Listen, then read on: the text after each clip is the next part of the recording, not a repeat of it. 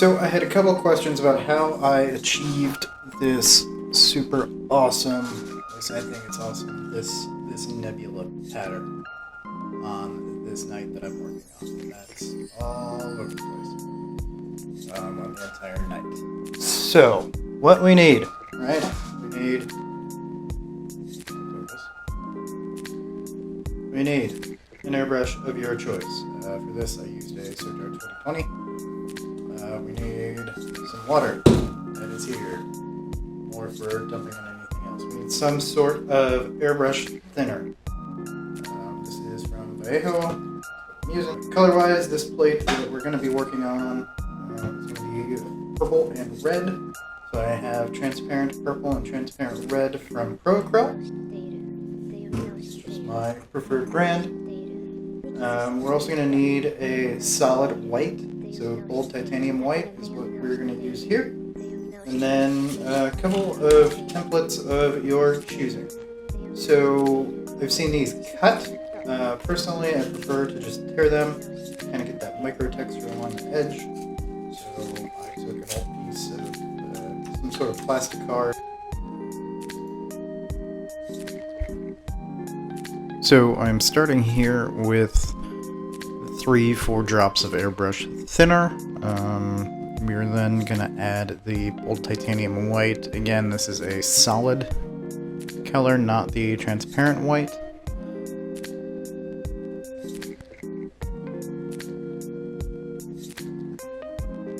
That's usually mixed about approximately 1-to-1, as close as I can get it with these dropper bottles. Then I'm going to go grab a cheap brush just to mix everything together in there. Soak it in some water beforehand.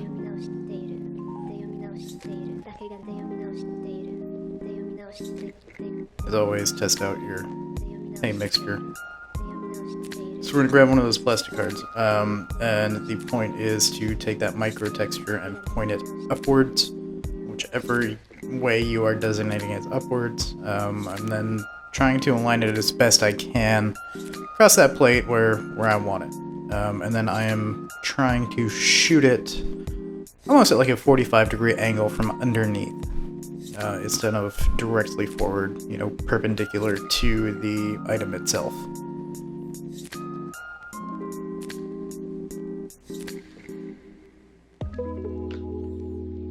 Coming across, I'm just doing that across the entire project, as you can see now.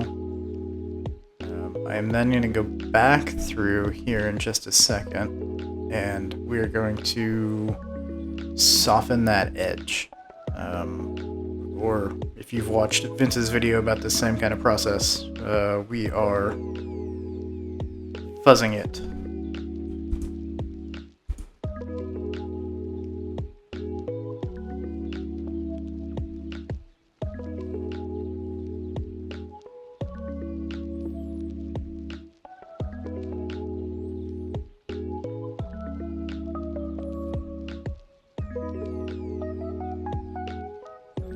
And it's also going to help reinforce that initial thing, the initial area that we had done along that border, as well as soften it a little bit, and you'll get a better view of that once we get around to the color itself.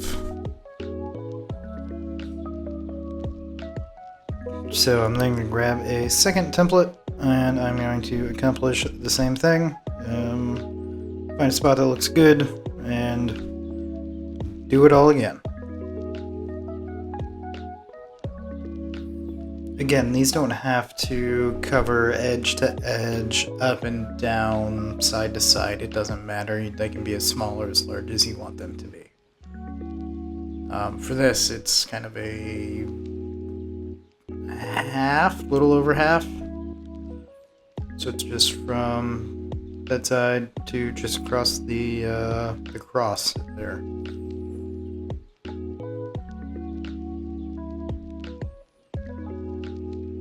Then going through the same process, softening that edge as best I can.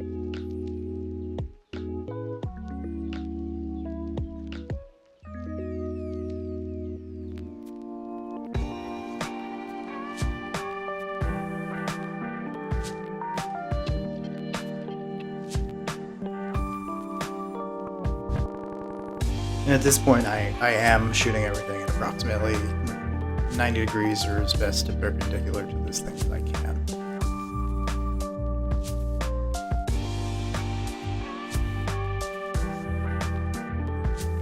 Okay, so next we are moving on to color work. I believe we are starting with the purple, yes. So the purple is the bottom portion of this panel.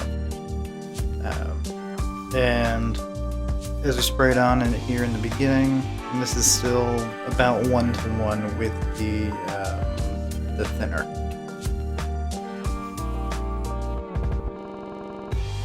Again, grabbing our chibi brush, mixing that up in the cup of the airbrush itself. Go ahead and spray that. And we're not going super heavy. It will darken up as itself. If you want to go lighter, you can, so you get more of the textured effect, and you can layer this really as many times as you want to. Some of the shoulder panels have 4 to 5 layers between the white and the color layers, and just build that up over time, and it does come out with some really neat effects.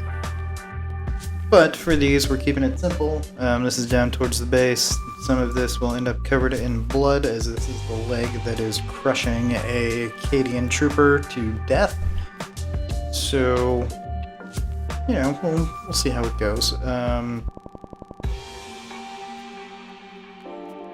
Cleaning all of that out. Cleaning the paint out per Vinci V's process. I dumped the thinner in there thinking that it was already cleaned out. Took a look at it, it was not. So went through another round of that.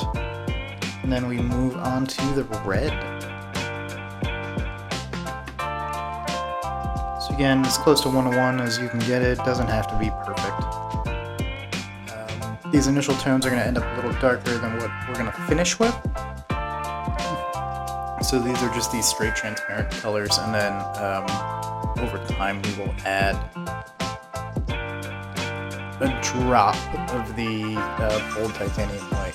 I don't have many negative things to say about Pro Acryl, but the transparent white is not the best for toning colors, and maybe mine is just not mixed up enough. And I'm putting this on pretty heavy. Red being transparent as it is, and then this is an additional transparent red. Stays that way, and then at some point here soon, yep, there we go. We're going to add a 1 drop of this bold titanium white. So that's 1 drop to approximately 6 that we started with of the between the thinner and the transparent red. So it's going to brighten it up, and it's not quite pink, but it is a much brighter red. And I'm going to go across try and stick to the top. Again, maybe a slight angle here. Really try and go over some of that, especially towards I guess the center, you could call it, where we went and we sprayed the white right along the edge of the templates that we used.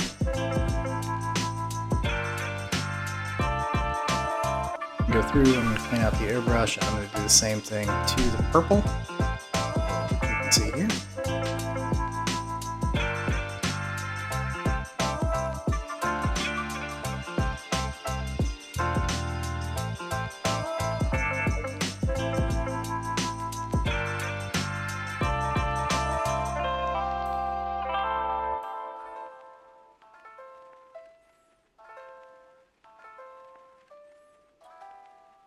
Okay, so we ended up with a pretty bright purple after that. Now we've cleaned the airbrush. The airbrush is essentially dry, right? There's a little bit of water in there from cleaning. We are not going to use any flow improver. We are not going to use any thinner, and this is how we get the star effect here. We're going to once again take like a drop or 2 of this bold titanium white, and even that's probably overkill. because most of that ends up getting washed out. So what we're going to do, right, is we're going to pull our airbrush trigger back first. We're going to go against what everybody says. We're going to pull that backwards and then add air. So here I am trying to demonstrate. It was not flowing enough, which is fine. See how we get that fine mist? We're going to get that to essentially coat the end of the needle, and then it's all going to come out at once. And it's going to spray and speckle and whatever, which usually you don't want. But here we're going for a kind of star effect, and it works, I found, extremely well. Unless you do what I do and you go a little bit overboard, maybe work a little bit too quickly. But for the most part, this came out. See, there we go. I oversprayed. And it's got a little bit of technique to it, I guess. But again, we're going to take that, we're going to dry it out. It'll be fine. We just have some giant stars. And we're going to go through, we're going to come back with one of the transparent colors, your choice, which one you want to start with. I went through the red and then the purple to add some tones in there, and here I am going back through with the black to kind of fill things in, darken things up just a touch. Not going crazy here, but space is dark and it should be dark on your armor panels. So I went through, I went and kind of separated those in between. I hit the top corners, the bottom edge where I needed to,